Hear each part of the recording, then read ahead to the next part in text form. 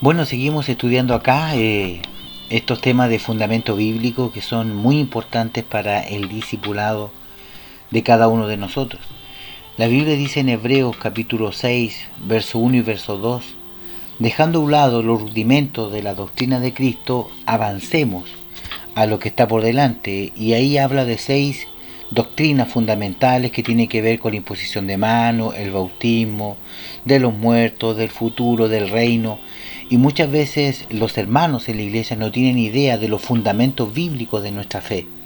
Por eso es necesario que en este material y en este canal de YouTube podamos nosotros aprender estos fundamentos como discípulos de Cristo para poder ser hombres y mujeres entendidos en lo que significa la iglesia, lo que significa el fundamento bíblico y las bases para poder construir nuestro ministerio el día de mañana. Bueno, el día de hoy el tema que nos convoca tiene que ver con la Santa Cena. Recordemos nosotros que para la iglesia cristiana solamente existen 2 sacramentos que son reglamentarios e importantes. Uno es el bautismo en agua y el otro es la Santa Cena. Así que vamos a ver el día de hoy 3 aspectos considerables y significativos de la Santa Cena. Así que vamos a leer un estudio que tengo acá yo con respecto a estos 3 significados de la Santa Cena. Como número 1, vamos a decir, el pan y el vino son recordatorios de la muerte de Jesús en la cruz. Eso fue lo que Cristo dijo. Haréis toda esta cena, todas las veces que os queráis en memoria de mí. Eso lo dice el Señor. Por lo tanto, vamos a leer lo que dice el escrito.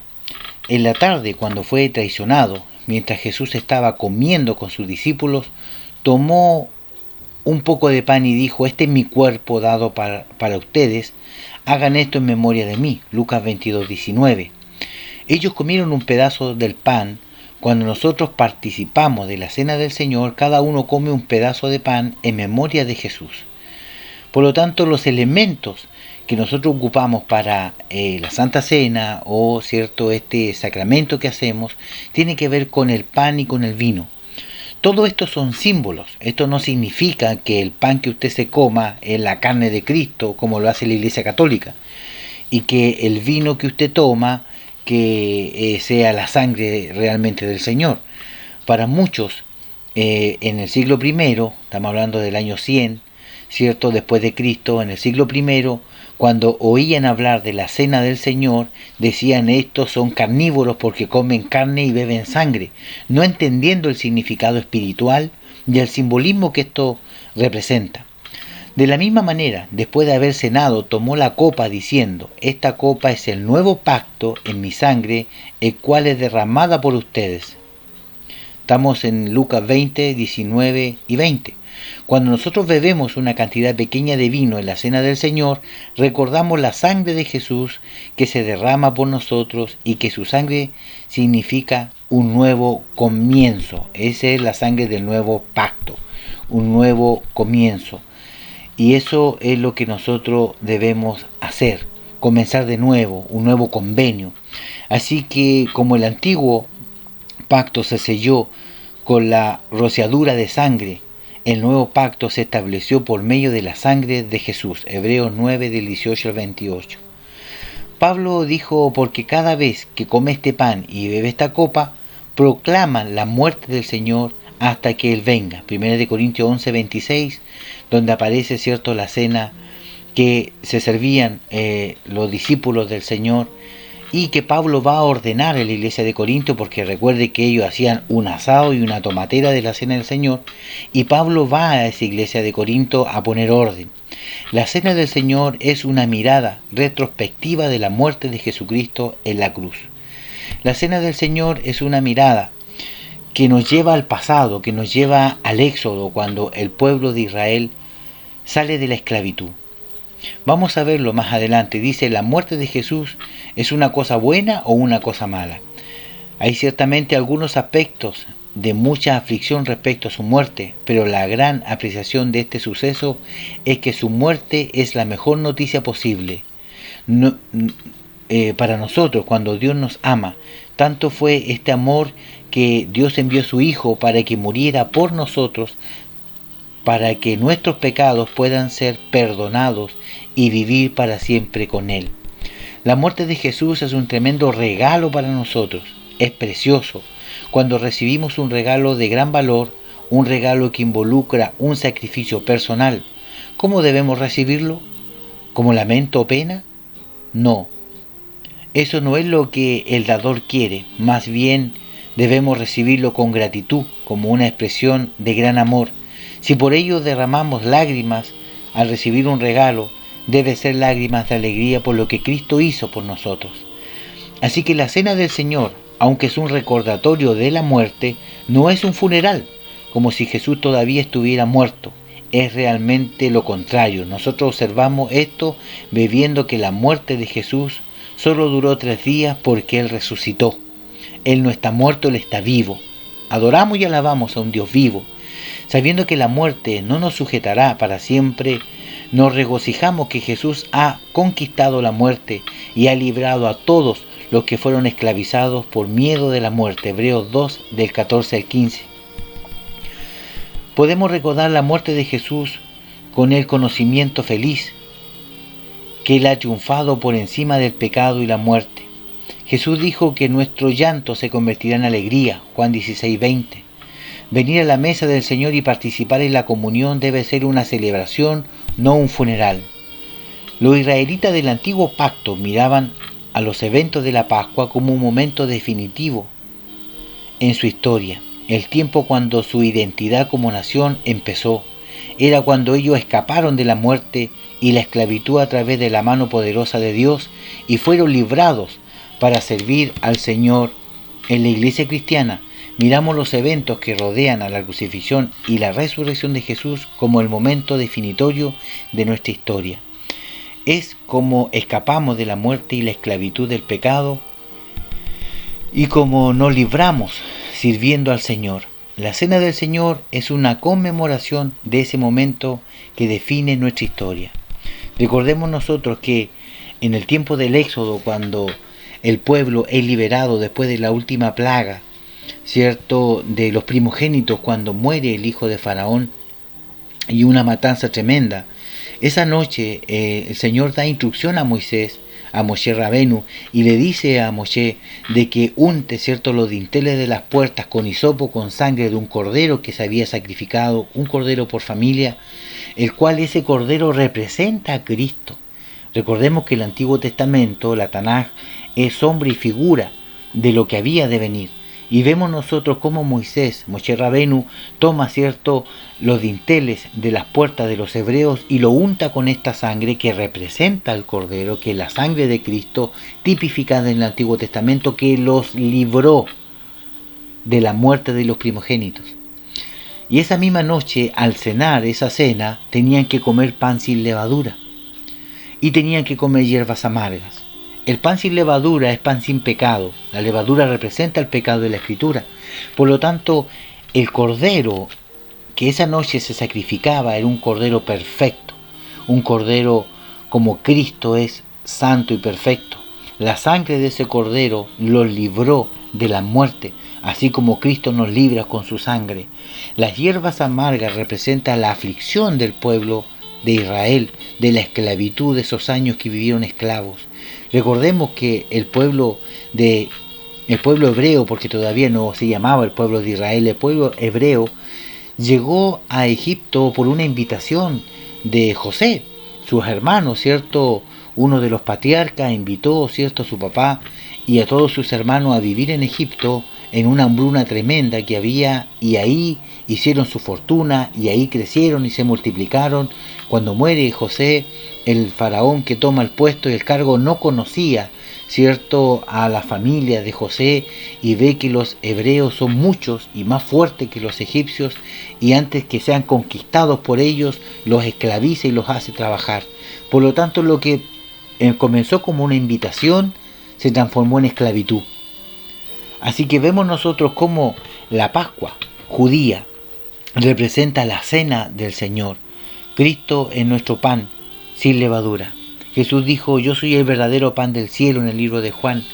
Así que vemos nosotros cómo, hermanos amados, la cena judía, la Pascua, el Pesaj, que se llama en el Antiguo Testamento en hebreo, representa la cena del Señor en el Nuevo Testamento.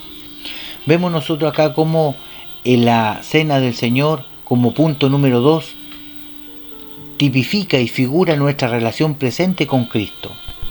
La crucifixión de Jesús tiene una importancia muy grande, tomando en cuenta lo siguiente. Pablo escribió: esta copa de bendición por la cual damos gracias no significa que entramos en comunión con la sangre de Cristo. Ese pan que partimos no significa que entramos en comunión en el cuerpo de Cristo. Por medio de la cena del Señor mostramos que compartimos en Jesucristo, comulgamos con Él, estamos unidos a Él. Es decir, el pan y el vino no me introduce a mí en el cuerpo, sino que yo ya estoy en el cuerpo de Cristo, en el cual yo comparto esta cena en alegría y en gozo por el sacrificio expiatorio que Cristo hizo por nuestra vida. En el Nuevo Testamento habla de nuestro compartir con Jesús en varias formas. Compartimos en su crucifixión, Gálatas 2:20, Colosenses 2:20. Compartimos en su muerte, Romanos 6:4. Su resurrección, Efesios 2:6. Y en su vida, Gálatas 2:20. Nuestra vida está en Él y Él está en nosotros. La cena del Señor simboliza esta realidad espiritual de que somos un cuerpo con Cristo. No que nosotros comemos para pertenecer o bebemos para estar. Nosotros ya somos parte, como miembros de este cuerpo. Juan 6 da un cuadro similar. Después de que Jesús proclamó ser el pan de vida, dijo: quien quiera que come de mi carne y bebe de mi sangre, tiene vida eterna y yo le resucitaré en el día postrero. Es esencial que encontremos nuestra comida espiritual en Jesucristo. La cena del Señor figura esta verdad continua. El que come mi carne y bebe mi sangre permanece en mí y yo permanezco en él. Así que la cena del Señor nos ayuda a mirar hacia arriba, a Cristo, y ser consciente que la verdadera vida solo puede estar escondida en Él y con Él. Pero cuando somos conscientes de que Jesús vive en nosotros, también hacemos una pausa para pensar qué tipo de hogar le estamos dando a Él. Antes de que Él entrara a nuestra vida éramos habitaciones de pecado.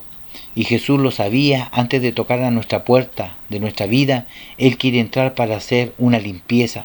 Pero cuando Jesús toca, muchas personas intentan hacer un rápido orden antes de abrir la puerta. Sin embargo, nosotros somos humanamente incapaces de limpiar nuestros propios pecados. Lo más que podemos hacer es escondernos en un armario, tapar la basura que tenemos por dentro. Así que escondemos nuestros pecados en el armario e invitamos a Jesús a pasar a nuestra sala. En el futuro le permitimos entrar a la cocina y luego al vestíbulo y posteriormente a la alcoba. Es un proceso gradual. En el futuro Jesús consigue que el armario donde nuestros peores pecados están ocultos sean limpiados por Él. Año tras año, cuando crecemos en la madurez espiritual, rendimos más de nuestra vida a nuestro Señor y es un proceso de limpieza continuo. La cena del Señor juega un papel importante en este proceso.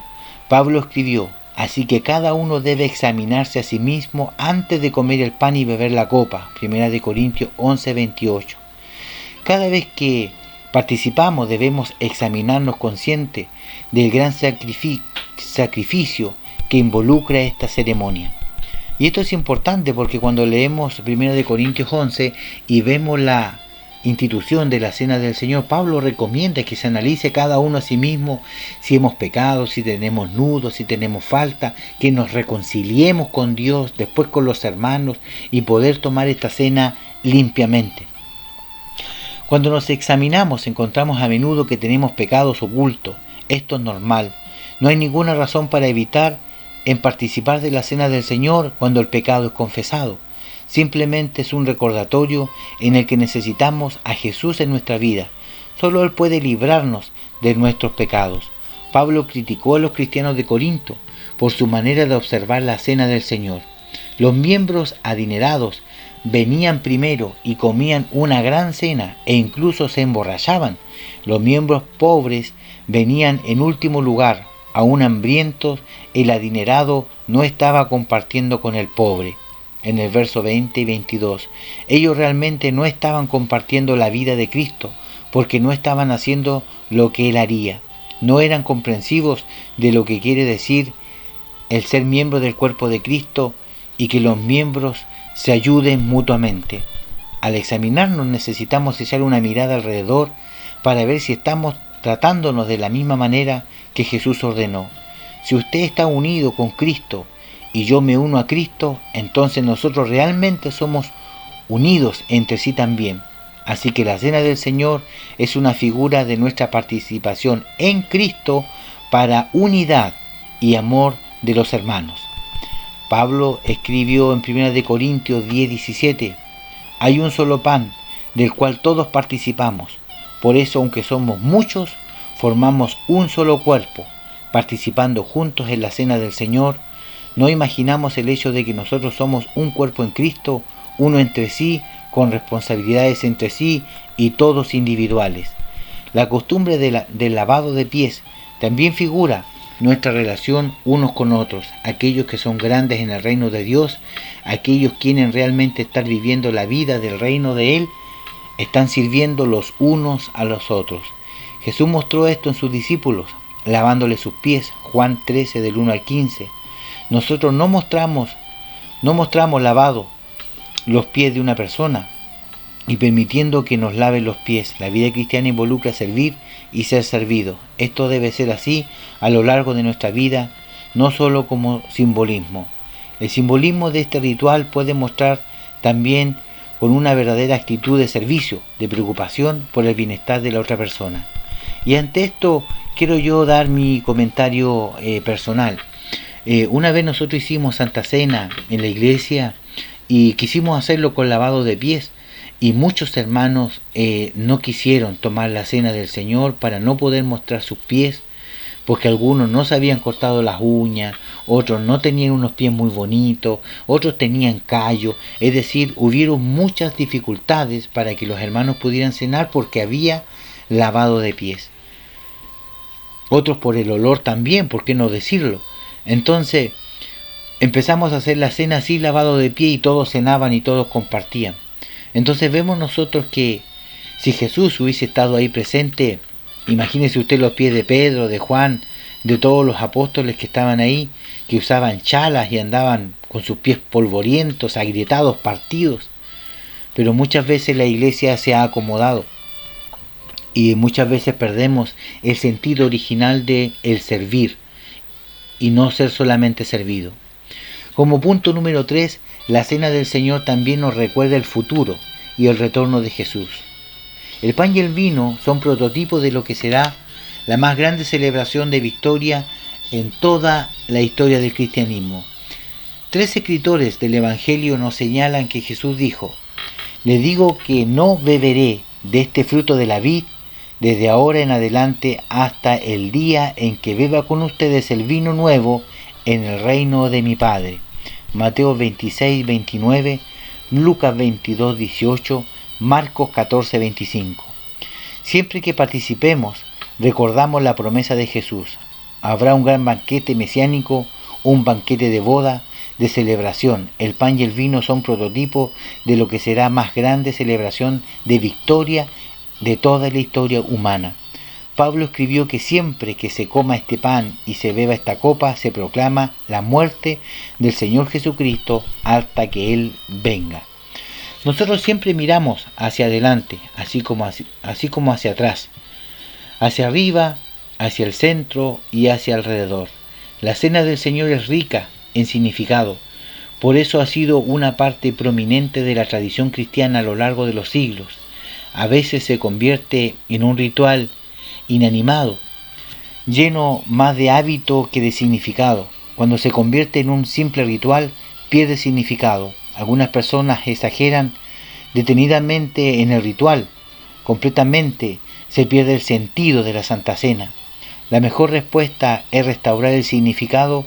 Por eso es útil para nosotros repasar lo que significa, lo que simboliza y el valor que tiene la cena del Señor.